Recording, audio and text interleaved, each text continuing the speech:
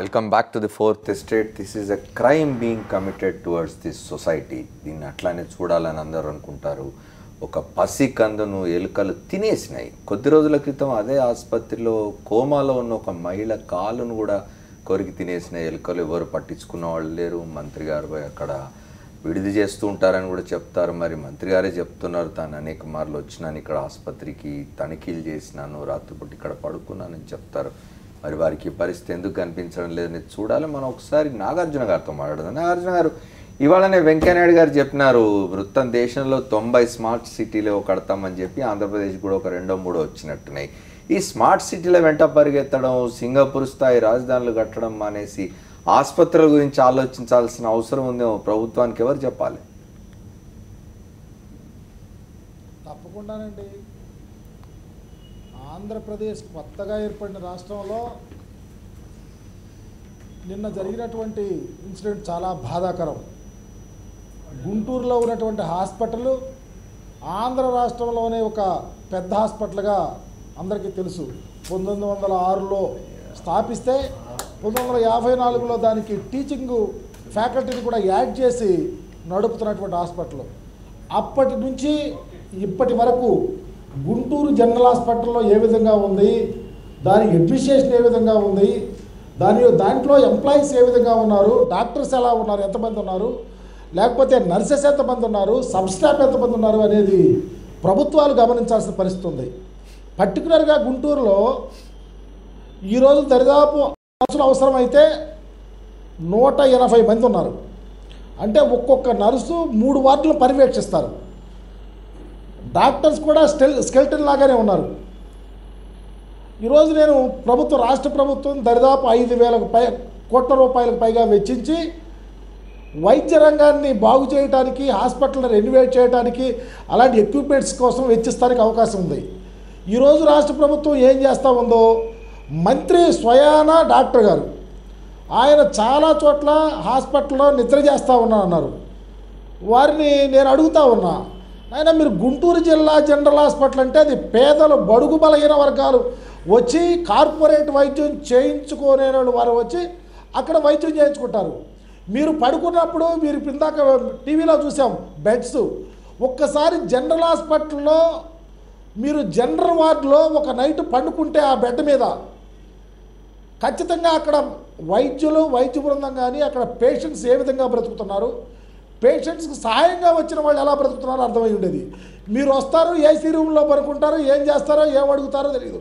మేము మీ ప్రచారానికో లేకపోతే ఆర్భాటాలకో తప్ప ప్రజా సంక్షేమం.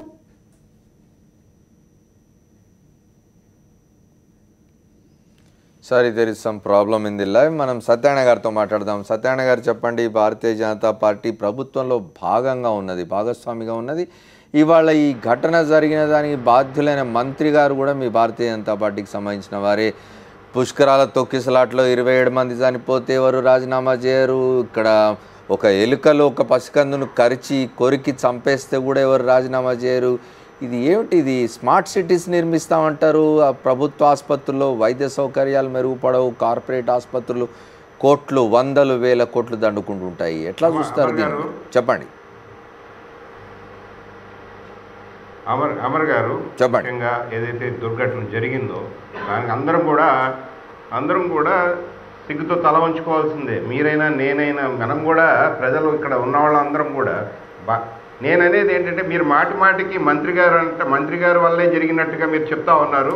ఇది పూర్తిగా కరెక్ట్ కాదు. ఎందుకంటే ఈ రోజున ప్రతి హాస్పిటల్కి ఆయన తిరుగుతూ ఉన్నాడు. మొన్న అనంతపూర్ది మీ మీడియా వాళ్ళు ఎవరు కూడా చెప్పలే. అనంతపూర్ హాస్పిటల్ ఏం సాధించారు తిరిగి ఆయన తిరిగి ఏం సాధించారు సత్యనారాయణ గారు? అంటే ఒక నిమిషం సార్, ఆయన తిరిగి ఏం సాధించారు? నేను మంత్రి గారిని ఒక్కడనే అనలేదు, మంత్రి గారు ఒక్కళ్ళనే అనలేదు నేను. అసలు గవర్నమెంట్ హాస్పిటల్ పరిస్థితి వాళ్ళ ఆంధ్రప్రదేశ్ రాష్ట్రంలో హెల్త్ కేర్ డెలివరీ సిస్టమ్ అంటే గవర్నమెంట్ హాస్పిటల్సే కానీ, జనరల్ హాస్పిటల్సే కానివ్వండి, ప్రైమరీ హెల్త్ సెంటర్సే కానివ్వండి, రీజనల్ హాస్పిటల్సే కానివ్వండి, ఇవన్నీ కూడా ఎంత నిర్వీర్యంగా ఉన్నాయో మేము గెలిచిన తర్వాత నుంచి చూస్తూ ఉన్నాము. ప్రతి రాజమండ్రి హాస్పిటల్తో సహా అన్నిటినీ కూడా ఒక్కొక్కటిగా చేసుకుంటూ వస్తున్నారు. హెల్త్ మినిస్టర్ మాటికి 16 మాసాలైంది సార్ మీరు అధికారంలోకి వచ్చి, రాష్ట్రంలో దేశంలో మీరు అధికారంలోకి వచ్చి 16 మాసాలైంది సత్యనారాయణ గారు. 16 మాసాలు అయింది. అప్పటి నుంచి కూడా రీవ్యాంప్ చేసుకుంటూ వస్తూ ఉన్నాము. శానిటేషన్ ఇంప్రూవ్ చేసుకుంటూ వస్తున్నాం. రాజమండ్రిలో గతంలో ఎలాగుంది, ఇప్పుడు ఎలా ఉంది శానిటేషన్ అనేది కూడా మేము చూస్తూ ఉన్నాం. మీరు ముఖ్యంగా గవర్నమెంట్, నేను ఒక డాక్టర్నేనండి అమర్ గారు, నేను ఒక డాక్టర్నే, ఉస్మానియాలో చదివిన వ్యక్తినే. గుర్తుపెట్టుకోవాల్సిన విషయం ఏంటంటే ఇక్కడ గవర్నమెంట్ హాస్పిటల్స్ ఒకప్పుడు ఎమ్మెల్యేలు ఎంపీలు కూడా అక్కడికి వెళ్ళి ట్రీట్మెంట్ తీసుకునే విధంగా ఉండేవి. గత 10-15 ఏళ్లుగా మీరు చూస్తే ఏ విధంగా నిర్వీర్యమైనాయో చెప్తాను. ప్రజలకి ఒక చాక్లెట్ లేకపోతే ఒక ఆరోగ్యశ్రీ పథకం అని చెప్పేసి మొత్తం గవర్నమెంట్ హాస్పిటల్ వ్యవస్థని నిర్వీర్యం చేసింది ఎవరు? ఇవాళ 16 నెలల్లో ఏదో అయిపోయింది, ఈయన మంత్రిగా తిరిగారు, తిరగలేదు అని కాదు. ఆయన ఎన్నిసార్లు తిరుగుతున్నారు, ఎన్నిసార్లు రివ్యూ చేసుకుని ఏ విధంగా అయితే దాన్ని ఇంప్రూవైజేషన్ కోసం చేస్తున్నారో కూడా చూడాలి. రెండవది బేసికల్లీ ఏదైతే ఆ గవర్నమెంట్ వ్యవస్థ, ట్రీట్మెంట్ వ్యవస్థ ఆర్ మెడికల్ డెలివరీ సిస్టమ్స్ ఏ విధంగా ఫెయిల్ అయినాయి అన్నదానికి ఒక కారణం ఆరోగ్యశ్రీ కూడా. పూర్తిగా ప్రజల్ని మభ్యపెట్టి కొన్ని జబ్బులే మాత్రమే, కొన్ని జబ్బులకి ఆరోగ్యశ్రీ ఉంది, మీకు ఇంకేం అవసరం లేదు కార్పొరేట్ హాస్పిటల్లో ట్రీట్మెంట్ అని. మిగతా జబ్బులకి మలేరియా వస్తే, డెంగ్యూ వస్తే వాటన్నిటికీ కవరేజ్ లేక ప్రజలందరూ కూడా ఈ గవర్నమెంట్ వ్యవస్థ పూర్తిగా నిర్వీర్యమై ఇవాళ ఇందాక మిత్రులు చెప్తా ఉన్నారు నాగార్జున గారు 600 మందికి 180 మంది ఉన్నారని. ఖచ్చితంగా అది వాస్తవం. నేను కూడా మొన్న అసెంబ్లీలో రేజ్ చేసాం ఆ issue. Hospital are inadequately staffed. ఇవాళ ఏదైతే శానిటేషన్ ఇంప్రూవ్మెంట్ కోసం అయితే కాంట్రాక్ట్ ఇచ్చి దాన్ని స్ట్రిక్ట్గా ఇంప్లిమెంటేషన్ చేస్తున్నామో మేము రాజమండ్రిలో ఇక్కడ మేము చూస్తూ ఉన్నాము. ఇక్కడ ఇవాళ టీవీకి ఇవాళ ఒక ఇన్సిడెంట్ దొరికింది. నేను అనేది ఇన్సిడెంట్ దొరికినప్పుడే కాదు, గవర్నమెంట్ హాస్పిటల్ డెలివరీ సిస్టమ్స్ గురించి మీడియా ఇంత ముందు ఎందుకు పట్టించుకోవాలి? ఐఎమ్ వెరీ సారీ సత్యనారాయణ గారు, మీరు ఏదో ఇన్సిడెంట్ దొరికింది అని మాట్లాడడం చాలా అన్యాయం అండి ఇది. No. I'm talking about preventive steps. Is it not an incident? Is it not an incident that everyone must?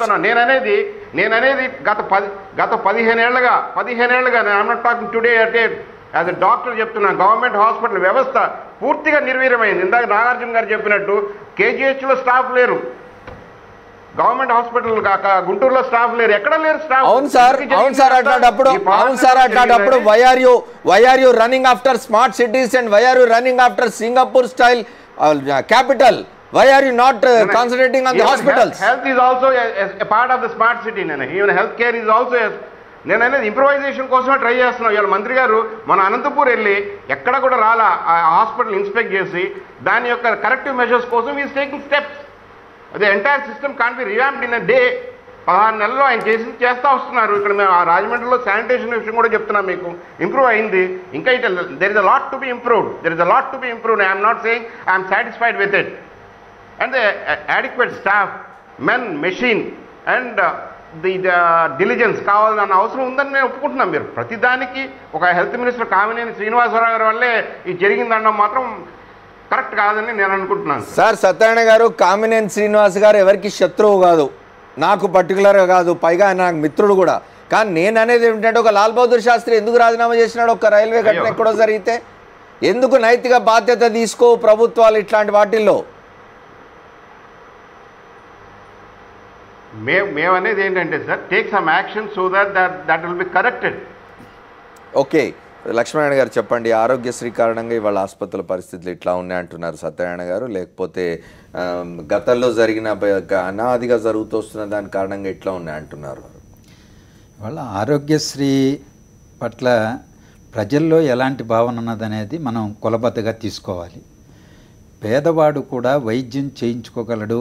గుండె జబ్బులు వచ్చినా, ఇంకొక తీవ్రమైనటువంటి జబ్బులు వచ్చి వైద్యం అనేది ఒక మార్కెట్లో సరుకుగా మారిపోయి ఖరీదైపోయినటువంటి పూర్వరంగంలో పేదవాడు కూడా, సామాన్యుడు కూడా జబ్బులు వస్తే నయం చేసుకునేటువంటి, వైద్యం చేసుకునే అవకాశం దొరికింది అనేటువంటి సర్వత్రా భావం ఉన్నది. దాన్ని పరిగణలోకి తీసుకోకుండా మాట్లాడుకోవడం అసంబద్ధం. రెండవది, అదే సందర్భంలో ఈ ఒక్క ప్రభుత్వం ఈ ఏడాదిలోనే కాదు, గడచిన దశాబ్దాలుగా ప్రభుత్వ వైద్య వ్యవస్థని సర్వనాశనం చేసాయి.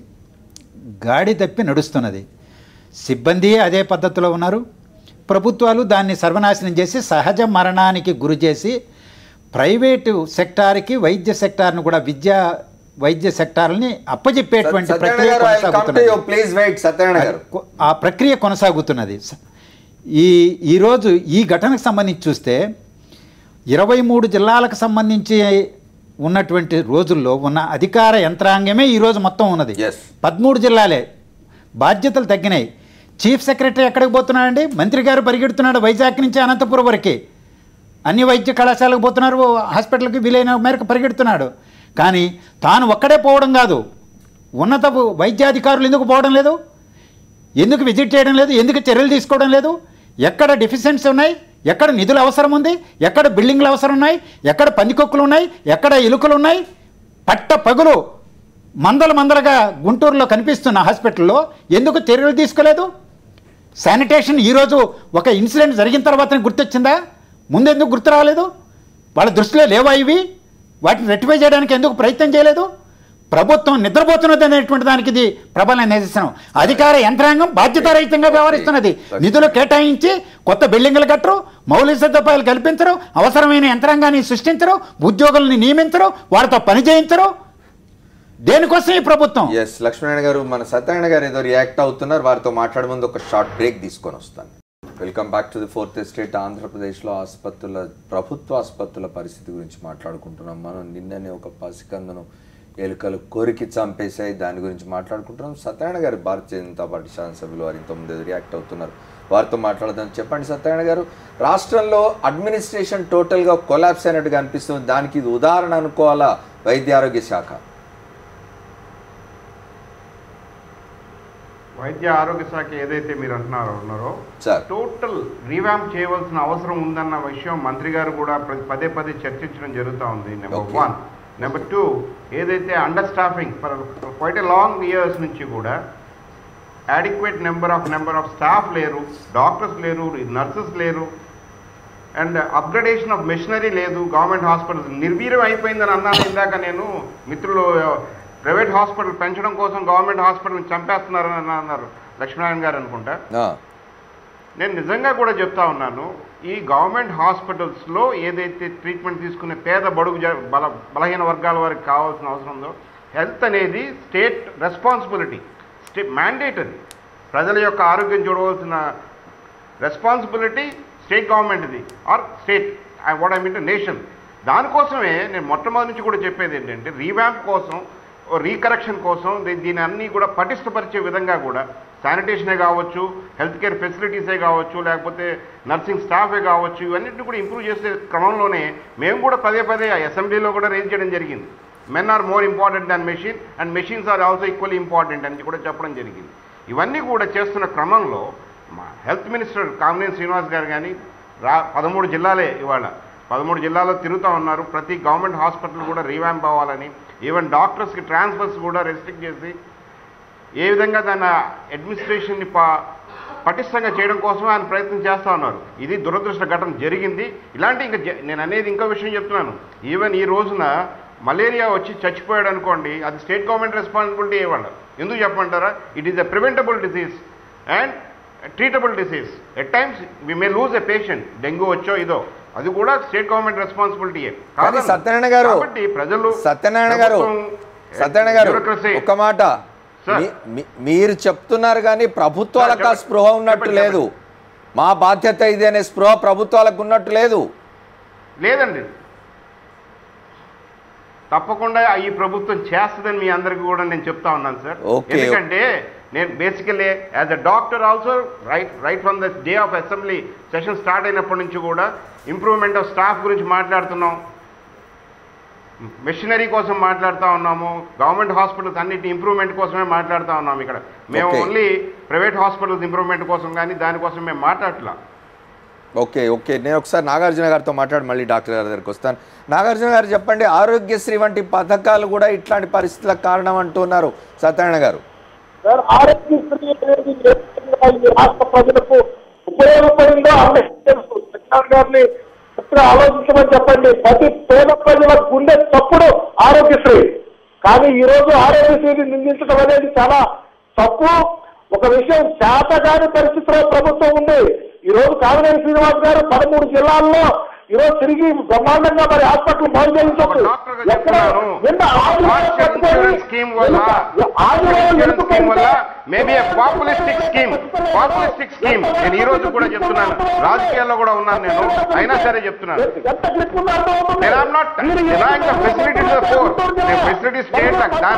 దాని మీ అర్థం గవర్నమెంట్ హాస్పిటల్ చేయమని కాదు. Please wait. నాగార్జున గారు ఫోన్ లైన్ లో ఉన్నారు, కన్ఫ్యూజ్ అవుతుంది, వారిని పూర్తి చేయనివ్వండి, మీరు మాట్లాడుదురు కానీ. చెప్పండి నాగార్జున గారు, చెప్పండి పర్లేదు. తెలుగుదేశం ప్రభుత్వం ఈ రాష్ట్రంలో ఉన్న గవర్నమెంట్ హాస్పిటల్ బాగు చేయాలనే ఉద్దేశం లేదు. ఖచ్చితంగా అనేకమైనటువంటి అవస్థలు పడతా ఉన్నారు పేద ప్రజలు గవర్నమెంట్ హాస్పిటల్కి వచ్చి. ఈ రోజుకి గుంటూరులో హాస్పిటల్లో వాష్రూమ్స్ లేవు, మంచినీళ్ళు లేవు, ఈరోజు మందులు సరైన లేవు, ఈరోజు అడిగే నాదు లేరు, రెస్పాన్సిబిలిటీ లేదు. చివరికి ఈ రోజు జరిగిన పసికొందు సరిపోతే ఆ తల్లిదండ్రులు ఏమైనా ఒక్క ఎంప్లాయీస్ మీరు ఒక పేరు కదా ఎవరైనా ఎడ్యుకేషన్ చెప్పే పరిస్థితిని క్రియేట్ చేస్తా ఉంది. ఈరోజు తెలుగుదేశం పార్టీ ఒక ప్రత్యేకమైన ఆలోచనతో ముందుకు వస్తా ఉంది. హాస్పిటల్ బాగు చేయాలని మీరున్నారు కానీ ఖచ్చితంగా ఈ పేద ప్రజలకు అండ అయినటువంటి గవర్నమెంట్ హాస్పిటల్ మీద ఏమాత్రం ఆలోచన లేదు. మీరు నిజంగా త్రికరణ శుద్ధితో ఉంటే మీ నాయకుడు ఓకే నాగార్జున గారు అడుగుతా ఉన్నా, అమర్ గారు దయచేసి ఒక్క విషయం సార్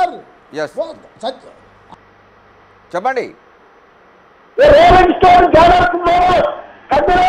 నాటు పట్టలు కానీ మీరు ఎక్కడ పారిశుద్ధ్యాలు కానీ అది శుభ్రం చేస్తే ఈ ప్రాబ్లం పడ్డాయి. పరిచయం లేదు, అవసరం ఈరోజు నలుగురు మంత్రులు కూర్చుంటే కాదండి మానిటర్ చేయాలా మీ చేత ఆసుపత్రిలో పనిచేయాలి. We got your point Nagarjuna garu, we got your point. Satyanarayana గారితో మాట్లాడారు. సత్యనారాయణ గారు ఒక మాట చెప్పండి, ఆరోగ్యశ్రీ వల్ల ఈ దుర్భర పరిస్థితి అంటున్నారు. ఆరోగ్యశ్రీ పేరు మార్చి ఎన్టీఆర్ వైద్యం ఏదో చెప్తూ ఉన్నారు మీరు. ఆరోగ్యశ్రీని why don't you dispense with Aarogyasri దాన్ని వదిలేస్తారా? ఆరోగ్యశ్రీ ఎగ్జాక్ట్లీ సార్, ఇక్కడ నేను ఇందాక are you ready to dispense with Aarogyasri? చెప్పేది వినండి, నేను ఇందాక నుంచి కూడా why not a better thing in place of that Aarogyasri? why can't we change it the name and continue the same scheme? మీరు ఆ పేరు మార్చి అదే స్కీమ్ ఎందుకు కంటిన్యూ చేస్తున్నారు? ఐఎమ్ టాకింగ్ నేను చెప్తా ఉన్నాను, దాని మీద కూడా డిస్కషన్ జరుగుతూ ఉంది. గవర్నమెంట్ హాస్పిటల్స్ పటిష్టత ఎలా జరగాల, ఈ రాష్ట్ర ప్రజల యొక్క ఆరోగ్యం గురించి ఏ విధమైన ప్రివెంటివ్ స్టెప్స్ కావాలా, లేదా ప్రైమరీ కేర్ కావాలా, లేదా సెకండరీ కేర్ ఎలా ఉండాలా, టెర్షరీ కేర్ ఎలా ఉండాలన్న దాని మీద పూర్తి అవగాహనతోనే ముందుకు వెళ్తా ఉన్నాము. తప్పకుండా మీరు రాబోయే రోజుల్లో చూస్తారు. ఎందుకంటే మీ అందరికీ కూడా కావాల్సిన అసెంబ్లీ రికార్డులో తీసుకుని చూడండి. మేము ఏ రోజు కూడా గవర్నమెంట్ హాస్పిటల్స్ మేము నెగ్లెక్ట్ చేయమని చెప్పలేదు. Only strengthen the government hospitals so that మీరు అనుకున్న ఆరోగ్యశ్రీ ఏదైతే పొలిటికల్లీ పాపులిస్టిక్ స్కీమ్ పేద ప్రజలకి కార్పొరేట్ వైద్యం అందిస్తున్నానో, గుండెపోటు లేకపోతే ఇవన్నీ తప్పకుండా అవన్నీ కూడా ఒక 2% of the diseases. Okay Satyanarayana గారు, 98% ఎవరు చెప్పాలా? ఓకే సత్యనారాయణ గారు, let me talk to the doctor here. Doctor గారు చెప్పండి, ఆసుపత్రులు మెరుగుపరిచే ఇది ఏదైనా సమీప భవిష్యత్తులో కనిపిస్తుందా? ఈ పరిస్థితులు మారి ఆసుపత్రులు బాగుపడే సమీప భవిష్యత్తులో బాగుపడే అవకాశం ఏమైనా కనిపిస్తుందా? ప్రభుత్వాలకు చిత్తశుద్ధి ఉన్నట్టు అనిపిస్తుందా? అంటే ప్రభుత్వాలకి ప్రజలకి మంచి చేయాలని చిత్తశుద్ధి కలిగి ఉంటుందని మనం అనుకోవాల్సిందే. ఎందుకంటే మన ఓటేసి గెలిపించిన ప్రభుత్వాలు కాబట్టి మనం కాదనడానికి ఉండదు. కానీ ప్రజలు ఓటేయలేడు, నిన్న చనిపోయిన వాడు, ఎలుకల కొరికి చనిపోయిన వాడు, అంటే అది ఒక చిన్న ఓటు లేదు, వాడికి పేరే లేదు, కొన్ని రోజులైంది. ఆ తల్లిదండ్రి వాళ్ళు ఎక్కడ పడి ఏడుస్తున్నారు. ప్రాబ్లం ఏంటంటే ఇలాంటి మనకేమవుతుందంటే మనందరం కూడా సమాజంలో ఇటువంటి ఒక సంఘటన జరిగినప్పుడు అప్పుడు కాస్త దాని గురించి డిస్కస్ చేసి బాధపడతాం. మనం బాధపడడానికి రేపు ఇంకొక సంఘటన దొరుకుతుంది కాబట్టి ఈ సంఘటన మర్చిపోతూ ఉంటాం. ప్రభుత్వ ఆసుపత్రిలో ఇది నిత్యకృతమైనటువంటి సంఘటనలు మన ప్రతి నిత్యం కనపడుతున్నటువంటివి. మీకంటే మీకు తెలిసినవి 1-2 కనపడితే అని తెలియని ఇంకో 100-150 జరుగుతూ ఉంటాయి. నిర్లక్ష్య వైఖరి సమాజంలో మన అందరికీ అన్ని సందర్భాల్లో అన్ని విషయాల్లోనూ అన్ని ఆస్పెక్ట్స్లో జరుగుతున్నది. ప్రభుత్వ వైద్యులు కానీ ప్రభుత్వ ఆసుపత్రులు కానీ దానికి అతీతమైనవి ఏమీ కావు. ఇక్కడ కూడా అలాగే జరుగుతుంది. కాకపోతే సరైన అక్కడ సదుపాయాలు కల్పించడంలో ప్రభుత్వాలు విఫలమవుతున్నాయి. ప్రతి ప్రభుత్వ ఆసుపత్రికి వెళ్ళి వచ్చే పేషెంట్స్ అందరూ కూడా చాలా మంచి ఉద్దేశంతో వస్తారు, అక్కడ డాక్టర్లు కూడా మంచి ఉద్దేశంతో వస్తారు. కాకపోతే ఏంటంటే వ్యక్తిగతంగా అందరూ అద్భుతంగా ఉన్నాయి, కలిసికట్టుగా విఫలమైపోతున్నారు అందరూ కూడా. అక్కడ మంచి వ్యవస్థ కనిపించడం లేదు ప్రభుత్వ ఆసుపత్రుల్లో. కొన్నేళ్ళు అయిపోతే ఒక 5-10 ఏళ్ల తర్వాత మీకు ప్రభుత్వ ఆసుపత్రికి వెళ్ళాలనుకుంటే 5-10 ఏళ్ళు కూడా అక్కర్లేదు. నెక్స్ట్ 2 నుంచి 5 ఏళ్లలో ప్రభుత్వ ఆసుపత్రికి వెళ్ళాలనుకుంటే భయం అయిపోయి అసలు సాధారణ ప్రజలు సైతం వాళ్ళు ఇల్లు వాకిలు అమ్ముకునే సరే పెద్ద ఆసుపత్రికి వెళ్ళిపోదాము, ప్రైవేట్కి వెళ్తే బాగా చూస్తారని ఒక తప్పు భావన వాళ్ళు కలిగించే విధంగా మనందరం కలిసి చేస్తున్నాం. ఇది మన వ్యవస్థ యొక్క లోపంలాగానో వ్యవస్థ యొక్క విఫలత్వంగా కనపడుతుంది తప్ప వ్యక్తిగతంగా అనడానికి లేదు. అందరూ బాగా చేద్దామని అనుకుంటారు కానీ చేసే పద్ధతి వాళ్ళకి తెలియటం లేదు. లక్ష్మణ్ గారు చెప్పండి, ఒక బోధన ఆసుపత్రికి పరిస్థితి ఉంటే అంటే మెడికల్ కాలేజ్కి అటాచ్ అయి ఉన్న hospital it has its own importance. అదే అట్లా ఉంటే మిగతా చోట్ల జిల్లా కేంద్రాల్లో కావచ్చు, మండల కేంద్రాల్లో కావచ్చు, గ్రామాల్లో కావచ్చు ఏమిటి పరిస్థితి, ఆరోగ్య సేవల పరిస్థితి ఏమిటి, ప్రభుత్వ ఆరోగ్య సేవల పరిస్థితి ఏమిటి? అది బోధన ఆసుపత్రే కాదు, టీచింగ్ హాస్పిటలే కాదు. అమరావతిని రాజధానిగా ప్రకటించిన తర్వాత ఇవాళ రాజధాని నగరంగా దాన్ని భావించాలి.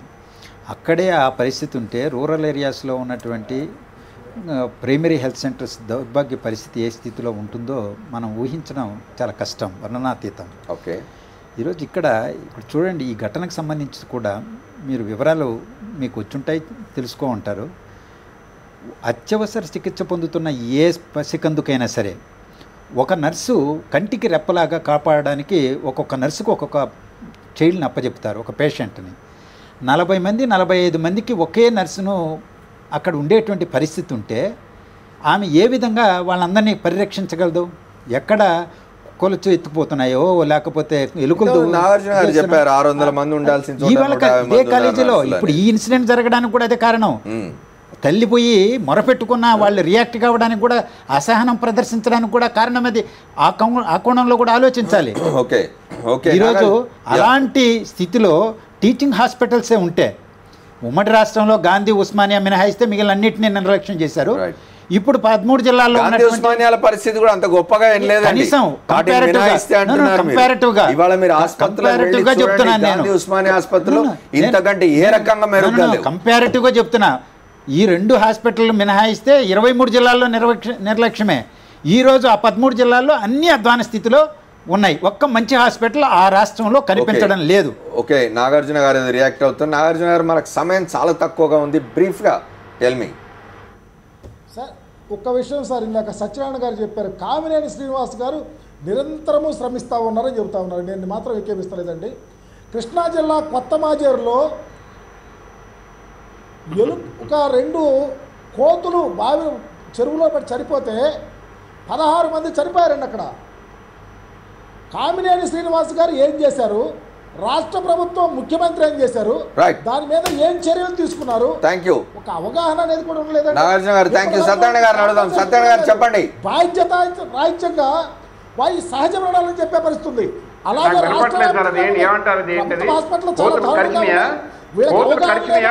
ఏదో మీడియా వాళ్ళ ఎక్స్పోజింగ్ ఏంటి కోతులు అంటే కోతులు నాగార్జున గారు కోతులు అంటా ఉన్నారు ఏంటండి? ఏమండి ఓకే, ఆడియో సరిగ్గా లేదు నాగార్జున గారి. సత్యనారాయణ గారు వారు ఏమంటున్నారంటే కోతులు కరిచి మనుషులు చనిపోతే దాన్ని సహజ మరణాలుగా చూపించారు. ఇది ఎంత అన్యాయం అంటున్నారు. మనకు 1 నిమిషం టైం ఉంది, బ్రీఫ్గా చెప్పండి సత్యనారాయణ గారు. కోతులు కరిచిన ర్యాబీస్ రావచ్చండి, 100% మోర్టాలిటీ ఉన్న ఇష్యూ అది. కోతులు కరిస్తే కూడా రేబీస్ అనే వ్యాధి కుక్కలు కరిస్తే వస్తాయి అనుకుంటాను, చూసారా? సహజ మరణాలుగా చూపించడం ప్రభుత్వం ఎంతవరకు సమంజసం అంటున్నారు? నేను సమంజసం కాదనే చెప్తున్నాను సార్. రైట్, రేబీస్ తో చచ్చిపోయిన వ్యక్తి సహజ మరణం కింద నేను చెప్పట్లా. రాష్ట్ర ప్రభుత్వం ఏ విధంగా స్పందించింది, ఆ విలేజ్ ప్రజలకు ఏమైనా భరోసా ఇచ్చారని అడుగుతా ఉన్నా నేను. ఓకే, నాగార్జున గారు యువర్ పాయింట్ ఈస్ టేకెన్ అండి. టైం అయిపోయింది మనకు. సత్యనారాయణ గారు చివరిగా చెప్పండి. ప్రభుత్వం స్పందించడం లేదు, జనాలు చనిపోతే కూడా ఎవరు పట్టించుకోవడం లేదు అనేది నాగార్జున గారి ఆరోపణ. ఇవాళ ఈ సంఘటన చూసినాం మనం. ఈ సంఘటన మళ్ళీ ఇలాంటి సంఘటనలు పునరావృతం అవ్వకుండా గవర్నమెంట్ హాస్పిటల్ పునర్వ్యవస్థీకరణ లేదా పటిష్టమైన హెల్త్ కేర్ డెలివరీ సిస్టమ్ వచ్చే దిశగా ప్రయత్నం చేస్తామని చెప్పి అందరికీ తెలియజేస్తాం. థ్యాంక్ యూ సత్యనారాయణ గారు. 31వ తేదీ నుంచి శాసనసభ సమావేశాలు జరగబోతున్నాయి.